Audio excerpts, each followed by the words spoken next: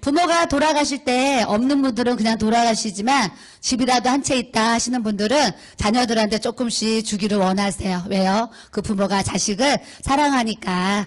내 통장에 얼마가 있으면 조금이라도 주고 싶은 것이 부모가 자식에 대한 또 사랑이지요.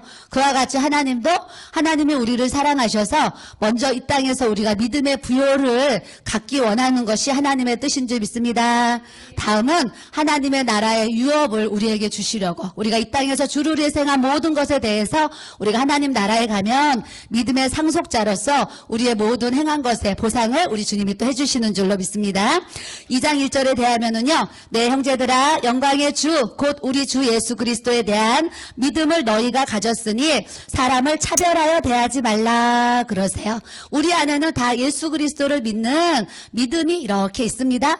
주님이 뭐라 그러세요? 믿음 있는 자들아 그러세요. 그러면서 너희가 이 땅에 살면서 사람들을 대하는 데 있어서 사람을 차별하면서 너희들이 대하면 안 된다 그러세요. 그런데 우리는 실제로 살아가면서 좋은 옷을 입고 예배당에 오는 사람은 와, 잘 사나 보다, 부자인가 보다, 있는 자인가 보다 하면서 좀 더 우러러보고 좀 더 좋은 자리에 앉게 하고 대우하는 모습이 우리한테 있을 수도 있고요. 또 어떤 사람이 좋은 비싼 차를 타고 오면 와, 저 사람 있는 사람인가 보다, 우리 교회 왔으면 좋겠다 이런 생각을 할 수도 있겠지요. 그런데 우리가 또 아주 이 서울역에서 노숙자가 냄새가 철철 나는 옷을 입고 주일날 예배당에 왔을 때에 우리의 마음이 아유, 저 사람 노숙자인데 냄새 나니까 교회 안 왔으면 좋겠다 이런 생각을 할 수도 있는 상황들이 있고요.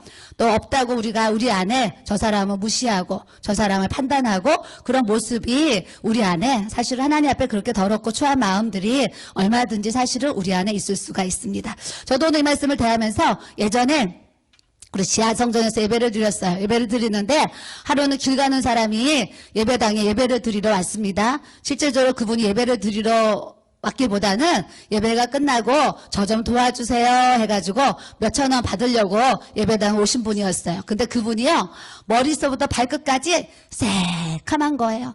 겨울에 오셨는데 어떤 잠바를 입고 왔는데 새카매요. 얼굴도 정말 꼬질꼬질 더럽고요. 온몸 옷이 다 새카만 거예요. 새카매가지고 아, 이제 노숙자가 오셨구나 그랬는데요. 제 옆에 앉으세요 해가지고 그분을 제 옆에 앉혀드렸어요.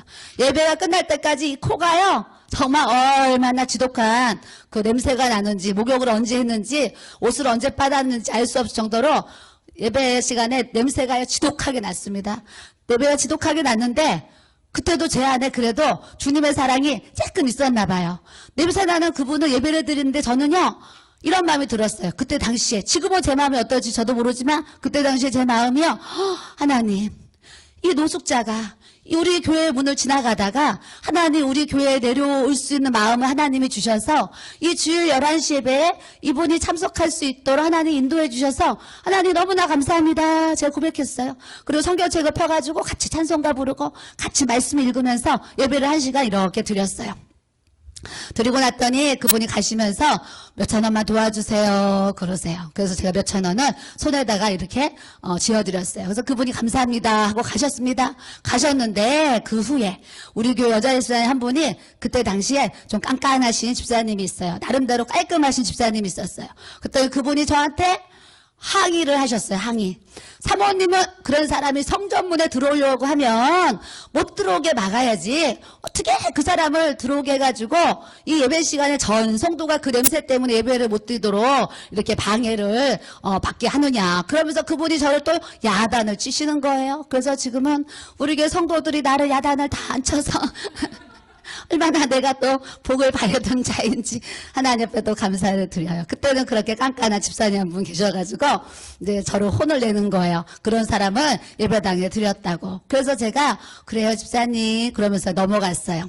넘어갔는데 하루는요, 또 부산에 산다고 하시는 분이 사업에 쫄딱 망해서 이제 서울로 오셨대요. 그래서 노숙자 생활을 하는데 이분이 주일날 와서 예배를 드리셨어요. 그런데 이분은 그렇게 냄새는 안 나지만 냄새도 안 나고요. 좀 이렇게 깨끗하게 옷을 좀 이렇게 오셨어요. 오셔서 예배를 같이 드렸는데 예배가 끝났더니 이분이 점심을 드시고 저는 부산에서 사업에 쫄딱 망해가지고 서울 와서 이렇게 노숙자 생활을 하는데 노숙자 생활을 해보니까 너무 힘들더라는 거예요. 그래서 처음에는 식구들한테 부족하고 창피해서 도망을 왔는데 이제 내가 다시 내 고향으로 돌아가서 다시 시작을 해보려고 합니다. 그러세요. 근데 그 마음이요. 제 마음에 그 사람 마음이 정말 진실같이 느껴지더라고. 진실. 그랬더니 그분이 부산에 갈 수 있는 열차가 그때 당시 25,000원이었어요. 그래서 25,000원 열차비를 이렇게 좀 대주시면 제가 고향으로 다시 내려가고 싶습니다. 그랬습니다. 그래서 우리 목사님이랑 같이 이렇게 대화를 나눴는데 우리 목사님도 그분을 보실 때에 진실해 보이는 마음이 이제 들었어요. 그래가지고 사택에 데려갔어요. 사택에 데려가서 우리 목사님 여기서 목욕도 하시고 잠바도 좀 새 것으로 갈아입고 이렇게 고향으로 가세요. 그래서 잠바를 입혀드리고 그분에게 25,000원을 그 당시에 이제 차비를 드렸어요. 그러면서 우리가 이런 생각을 했어요.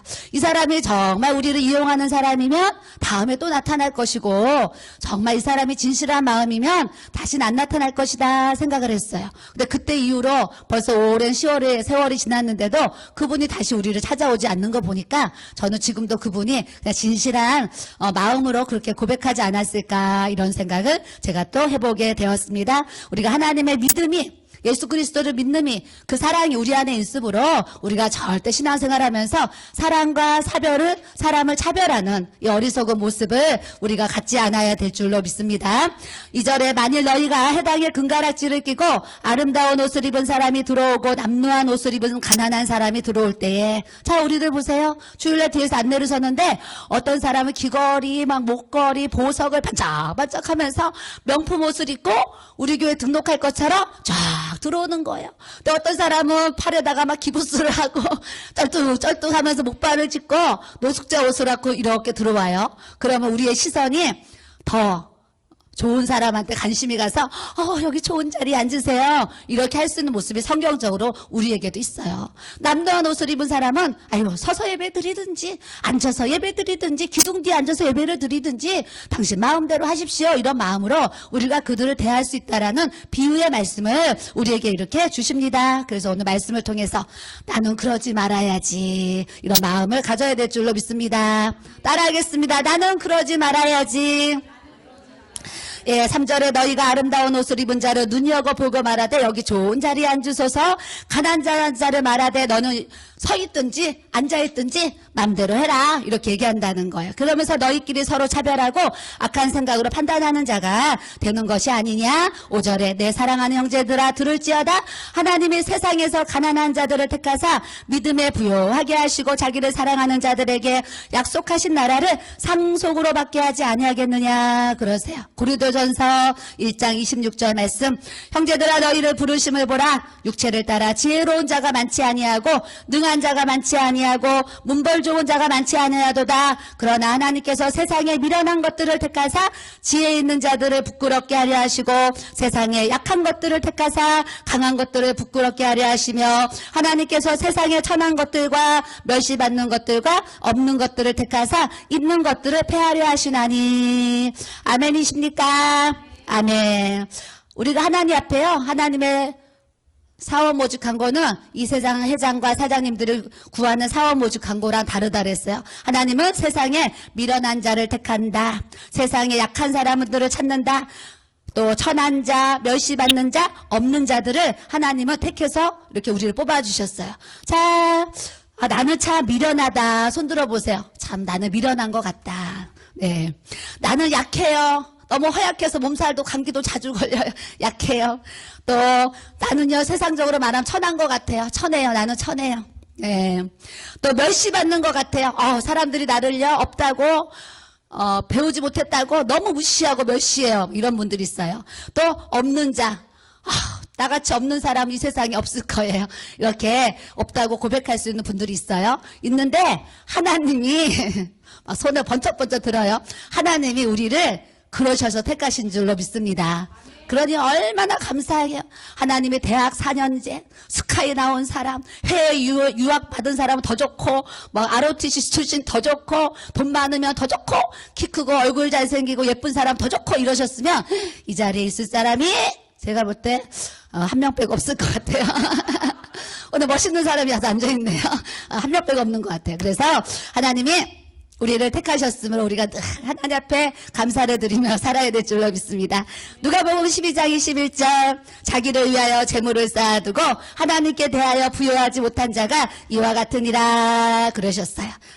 우리가 물질이 있는데요. 이 물질을 갖고 물질 때문에 마음의 믿음의 부여를 잃어버리면은요, 그 사람은 저주받은 거예요. 하나님이 주신 물질의 축복이 있을 때 그 물질 가지고 믿음의 부여한 삶을 사는 사람은요, 복받은 사람인 줄 믿습니다. 그래서 재물을 쌓아두고 하나님에 대해 부여하지 못한 자, 물질 때문에 예배 안 드리고, 부자 됐다고 예배 안 드리고, 기도 안 하고, 내 맘대로 살고 내 뜻대로 사는 그 사람은 하나님 앞에 책망받아요. 그렇기 때문에 하나님이 우리에게 주신 소득이 얼마든지 이 재물을 주신 하나님 앞에 늘 감사하며 영광 돌리고 우리가 믿음 생활 잘해야 될 줄로 믿습니다. 7절에 보면 그들은 너희에게 대하여 일컫는 바 그 아름다운 이름을 비방하지 아니하느냐. 세상 사람들은요, 예수 그리스도의 이름을 비방해요. 예수가 어디 있어? 하나님이 어디 계셔? 하나님 살아계시면 내 앞에 나와보라고 해. 하나님이 나에게 집 사주시면, 집을 한 채 사주시면은 내가 하나님 믿겠다고 고백하는 분들도 더러 있어요. 어떤 사람은요, 전도하면은요, 나 집 한 채 사주면 하나님 믿을게요. 이런 분도 있어요. 실제로 저한테 그러신 친척이 있었어요. 근데 하나님의 이름을 그렇게 모욕하고 비방하고 그런 사람들이 덜어 있어요. 사도행전 26장 11절에 보면 사도 바울이 이런 얘기를 해요. 또 모든 해당에서 여러 번 형벌하여 강제로 모독하는 말을 하게 하고 그들에 대하여 심히 격분하여 외국 성회까지 가서 내가 박해했던 사람이다.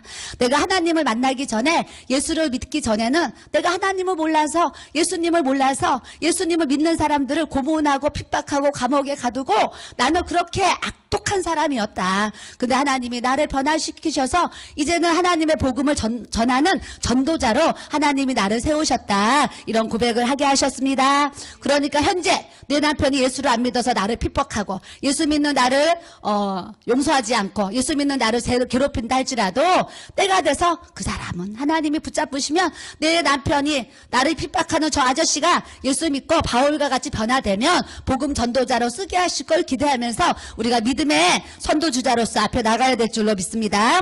8절에 너희가 만일 성경에 기록된 대로 내 이웃 사랑하기를 내 몸과 같이 알아 하신 최고의 법을 지키면 잘하는 것이니라 그래요. 하나님이 하나님을 사랑하고 두 번째 계명은 내 이웃을 내 몸과 같이 사랑하라 그러셨어요. 우리가 하나님을 사랑의 표현을 예배로 표현해요. 예배를 통해서 하나님을 만나는 거. 하나님 저 이 자리에 왔어요. 하나님이 너무 좋아서 하나님 앞에 찬양을 드리고 춤을 추고 경배를 드렸어요.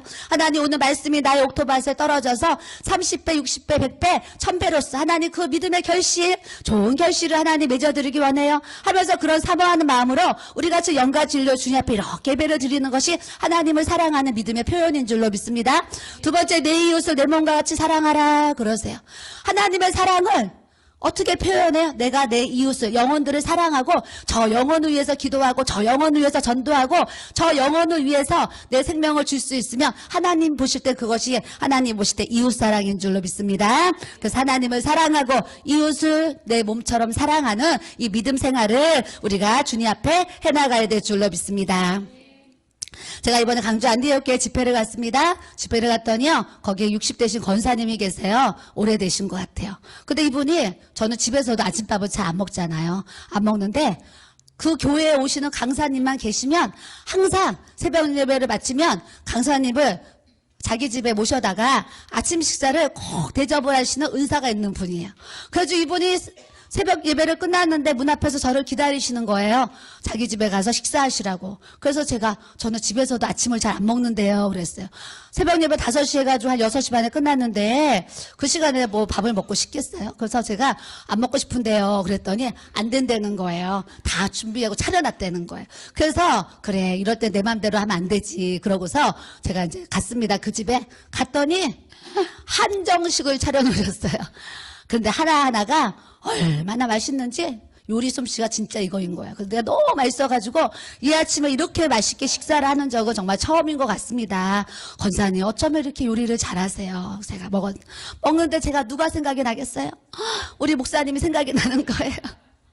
그래서 권사님 제가 이거 먹는데 우리 목사님이 생각이 나네요. 제가 고백을 했어요. 그랬더니 그분이 사모님 그러세요? 그러면 제가 집회 끝나고 다음 주 월요일 날 새 김치를 담아가지고 반찬 몇 가지를 더해서 택배로 보내드리겠습니다. 그래요.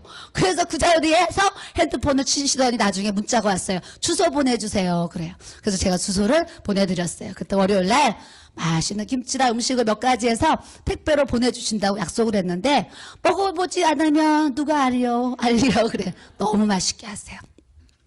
그래서 제가 그 권사님이 새벽마다 식사를 대접하셔서 이런 생각을 했어요. 아유 주님, 우리 목사님이 이렇게 요리 잘하는 여자 만났으면 참 좋았을 것을.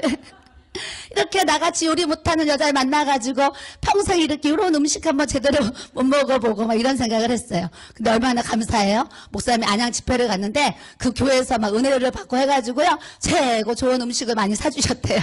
그래서 목사님이 4일 동안 너무 잘 먹었다 그러시는 거예요. 그래서 제가 또 하나님 또 감사해요. 나 혼자 또 맛있는 거 4일 동안 먹었으면 참 더 많이 미안했을 텐데 우리 목사님은 또 안양에 가서 이렇게 맛있는 음식을 먹게 해주셔서 하나님 또 감사해요. 그러고 제가 이렇게 하나님 앞에 감사의 고백을 또 이렇게 이제 드렸습니다. 오늘 이제 교회를 왔더니요. 동대문에서 또 이렇게 옷이 왔대요. 이렇게 왔는데 이렇게 이제 코트가 왔어요. 큰 사이즈는 없대요. 이게 작은 사이즈가 몇 개 와가지고 우리 목사님이 당신 거 그러면서 하나 골라놓으셨어요. 그리고 그 다음 거는 제가 구경도 못했어요. 왜냐 이번에 온 거는 목사님이 알아서 처리하신대요. 그래서 어디로 갈지 누구를 줄지 저는 모르지만 이렇게 하나님이 예쁜 옷을 또 이렇게 입게 하셨어요. 예쁘지요? 네. 그래서 제가 목사님한테 조금 졸랐어요. 여보는 앞으로 영상 계속 찍어야 되는데 옷들이 좀 더 있어야 된다고. 그랬더니 알았어? 목사님이 이제 알았어. 그래가지고 조금 더 고르려고 생각을 이렇게 하고 있어요. 오늘 제가 누구랑 통화했냐면 미국 기독교 방송 그거를 담당하시는 목사님과 통화를 하게 됐어요. 통화를 했더니 일주일에 3번 이렇게 30분 분량의 목사님과 저의 설교를 이제 그분한테 보내드리면 그분이 그거를 미국으로 보내가지고요. 미국 그 TV에 기독교 방송이 있는데 그 기독교 방송에 일주일에 3번 우리 목사님과 제 설교를 이렇게 보낼 수가 있대요. 근데 그 TV를 700만 명이 본다는 거예요. 그분 얘기로. 그래서 라디오에서도 나오고 TV도 나오고 핸드폰으로도 이렇게 다 듣도록 그렇게 하여튼 그런 시스템이 돼 있나 봐요. 그래가지고 하나님이 또 우리를 인도하시나 보다. 제가 감동이 딱 와가지고요. 내일 5시에 교회에서 만나기로 이렇게 또 약속을 했어요. 그러니까 이렇게 또 예쁜 옷을 입고 찍어야지 또 미국 사람들이 사모님 예쁘구나. 그럴 거 아니에요. 그래서 하나님이요. 이렇게 또 새 옷을 입혀주신 하나님을 또 찬양합니다. 만일 너희가 사람을 차별하여 대하며 죄를 짓는 것이고 율법이 너희를 범법자로 정죄하리라. 우리가 이 사람과 이 사람을 차별하면은요 주님이 내가 너에게 죄 있다 그러신다는 거예요. 그래서 우리가 믿음 생활하면서 있고 없고 잘나고 못나고 모든 차이를 벗어나서 우리가 감사함으로 공평하게 모든 사람들을 사랑할 수 있는 예수 그리스도의 사랑을 우리가 나타내야 될 줄로 믿습니다. 레위기 19장 18절 원수를 갚지 말며 동포를 원망하지 말며 내 이웃을 사랑하기를 내 자신과 같이 사랑하라. 나는 여호와이니라 그러셨어요. 그래서 세상 사람들은 원수로 갚아요. 원수. 저 사람이 나한테 돈 빌려갔는데 안 갚으면 다 뭐예요? 법으로 고소하잖아요. 못 받으면 뭐예요? 또 이제 감옥에 들어가기도 하지요. 또 때로는 뺨도 때리고 때로는 멱살 짚고 싸우기도 하고 다양한 방법으로 원수된 관계를 부딪히는 일들이 이렇게 이제 있습니다. 있는데 하나님은 원수를 갚지 말아라 그러면서 동포를 원망하지 말아라. 모든 일에 원수 같은 사람도 그냥 사랑해라 이렇게 말씀을 주십니다. 그 말씀을 우리가 항상 지키면서 끝까지 우리가 주님의 사랑 가지고 주님의 신실하게 또 해나가야 될 줄로 믿습니다. 10절에 보니까 누구든지 온 율법을 지키다가 그 하나를 범하면 모두 범한 자가 되나니 그러셨어요. 누구든지 율법을 지키다가 그 하나를 범하면 모두 범한 자가 된다. 마태복음 5장 19절 그러므로 누구든지 이 계명 중에 지극히 작은 것 하나라도 버리고 또 그같이 사람을 가르치는 자는 천국에서 지극히 작다 일컬음을 받을 것이요 누구든지 이를 행하고 가르치는 자는 천국에서 크다 일컬음을 받으리라 그래요. 이 땅에서 지극히 작은 자 어린아이와 같이 순전한 마음으로 가지고 하나님 나에게 이 일 맡겨주셨으니 감사합니다. 그렇게 고백하는 자 하나님이 크다 하실 줄 믿습니다. 여러분들에게 맡겨진 지극히 작은 일들이요 불순종하고 안 하면은요 하나님 보실 때는 지극히 작은 자가 돼요. 우리가 하나님의 시선과 우리가 내 시선이 다르다는 것을 우리가 항상 아시고 늘 하나님의 시선으로 하나님의 눈동자로 우리가 살아가야 될 줄로 믿습니다. 신명기 1장 17절에 재판은 하나님께 속하는 것인즉 너희는 재판할 때 외모를 보지 말고 귀천을 차별 없이 듣고 사람의 낯을 두려워하지 말 것이며 스스로 결단하기 어려운 일이 있거든 내게로 돌리라 내가 들으리라 하였고 모든 재판은 하나님께 속한 것인 줄 믿습니다. 우리가 누구를 판단할 때 외모로 보지 말아라. 귀천으로 차별하지 말아라. 낯을 얼굴을 따라서 얼굴이 예쁘면 잘 대하고 얼굴이 못생겼으면 이렇게 멀리 대하고 이런 차별을 우리가 하지 말라 말씀하세요. 11절 간음하지 말라 하시니가 또한 살인하지 말라 하셨은즉 내가 비록 간음하지 아니하여도 살인하면 율법을 범한 자가 되느니라 그러세요. 그래서 우리가 믿음 안에서도 영적인 간음과 영적인 살인이 있어요. 세상적인 간음과 세상적인 살인에도 하나님이 우리에게 죄 있다 그러세요. 근데 영적으로도 우리가 하나님보다 세상을 더 사랑하고 살고 주님은 무시하고 살고 주님을 떠나서 살고 주님 멀리서 살면은 하나님 보실 때 우리가 그게 영적 간음이 돼요. 또한 형제를 미워하는 자마다 너희가 살아나는 자니 그래서 형제를 미워하는 자마다 그럼 나는 이제 마음에 여러분들 손을 얹고 나는 누구를 미워하는 사람이 있나 생각해 보세요. 여러분들 마음 가운데 나는 저 사람 미워요 이런 사람이 있고 이런 대상이 있으면 내가 현재 살인죄를 범하고 있는 거예요. 그래서 하나님은 우리에게 하나님의 사랑이 아가페적인 그 크신 사랑이 우리에게 부어져서요 형제를 미워하는 살인죄에 우리가 걸리지 않기를 우리 주님은 원하시는 줄 믿습니다. 여러분들 남편이 원수 같아서 남편이 믿고 저 아저씨가 원수 같아서 저 사람이 미울지라도 저 사람 내 돈 띄어먹고 도망가가지고 미울지라도 주님 안에서는 다 용서하고 형제의 사랑 우리가 사랑할 수 있는 주님의 마음을 우리가 가져야 될 줄로 믿습니다. 야고보서 2장 14절 내 형제들아 만일 사람이 믿음이 있노라 하고 행함이 없으면 무슨 유익이 있으리요? 그 믿음이 능히 자기를 구원하겠느냐 그러세요. 마태복음 7장에 나의 이 말을 듣고 행하지 아니하는 자는 그 집을 모래 위에 지은 어리석은 사람 같으니 그러세요. 우리가 다 나는 믿음이 있습니다 생각해요. 믿음이 있는데 행함이 없으면 무슨 유익이 있겠느냐. 그 믿음이 너를 구원하겠느냐. 그 믿음이 나를 구원하겠느냐. 그래. 하나님 나 믿음이 있어요. 그래요. 나 믿음이 있어요. 그러는데 하나님 앞에 행함이 아무것도 없어요. 그 하나님 보실 때는 너의 믿음이 믿음이냐. 그 말씀을 하시는 거예요. 너의 그 믿음이 너에게 무슨 유익이 있겠느냐. 너가 그 믿음이 구원을 이루겠느냐. 이 말씀을 우리에게 주세요. 그래서 믿음은 행함으로 분명하게 나타나는 줄 믿습니다. 마태복음 5장 21절에서 21절 나더러 주여 주여 하는 자마다 다 천국에 들어가는 것이 아닙니다. 다만 하늘에 계신 내 아버지의 뜻대로 행하는 자라야 들어갑니다. 그날에 많은 사람이 나더러 이르되 주여 주여 우리가 날마다 주의 이름으로 선지자 노릇하고 주의 이름으로 귀신을 쫓아내고 주의 이름으로 많은 권능을 행하지 아니하였습니까? 그런데 하나님은 나는 너를 도무지 모른다 그러시는 거예요. 왜요? 하나님의 사역을 하는 데 있어서 그 영광을 내가 다 받아놓으니까 하나님 보실 때는 아무것도 남는 게 안 보이는 거예요. 그래서 주님이 이런 말씀을 우리에게 주셨습니다. 그러면 그 행함에 대해서 2장 15절에 이런 말씀을 주세요. 만일 형제나 자매가 헐벗고 일용할 양식이 없는데 너희 중에 누구든지 그에게 이르되 평안히 가라 덥게 하라 배부르게 하라 하며 그 몸에 쓸 것을 주지 아니하면 무슨 유익이 있겠느냐 그러세요. 그래서 우리가 할 수 있는 대로 어려운 이웃 가난한 영혼들 우리가 섬길 수 있는 주님의 마음을 사랑을 우리가 꼭 가져야 될 줄로 믿습니다. 17절에 이와 같이 행함이 없는 믿음은 그 자체가 죽은 것이니라 그래요. 나는 믿음이 있어요 그러는데 행함이 없는 거예요. 그럼 하나님 보실 때는 너는 믿음이 있다 하지만 그 믿음은 죽은 믿음이다 말씀하세요. 죽은 믿음.